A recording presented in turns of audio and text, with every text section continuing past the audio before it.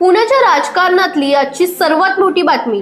पुणे महापालिका निवडणुकीसाठी भाजपची उमेदवार यादी जवळपास फायनल झाली असल्याची जोरदार चर्चा आहे. आज मुख्यमंत्री देवेंद्र फडणवीस यांच्या वर्षा निवासस्थानी पुण्यातील प्रमुख भाजप नेत्यांची महत्त्वाची बैठक होणार असून याच बैठकीत उमेदवारांच्या नावांवर शिक्कामोर्तब होण्याची शक्यता आहे. भाजपने आधीच अजित पवारांच्या राष्ट्रवादी सोबत न जाण्याचा निर्णय स्पष्ट केला आहे.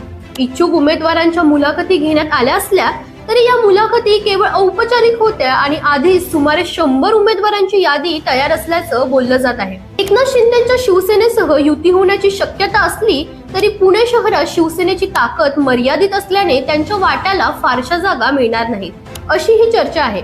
दुसरीकडे इतर पक्षातील अनेक दिग्गज भाजपमध्ये प्रवेशासाठी उत्सुक असल्याने उमेदवारांची चढाओढ अधिकच वाढली आहे. मात्र भाजपने मूळ कार्यकर्त्यांना दिलासा देण्याचा निर्णय घेतला.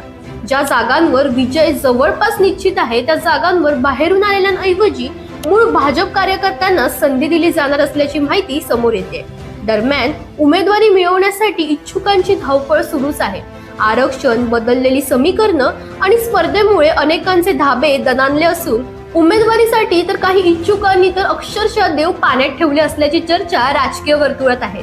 आता प्रश्न एवढाच, भाजपची यादी जाहीर होताच नेमकं कोणाला दिलासा मिळणार आणि कोणाला धक्का बसणार? तुम्हाला काय वाटतं? आम्हाला कमेंटमध्ये नक्की सांगा आणि इंडिया लीडरला फॉलो करायला विसरू नका.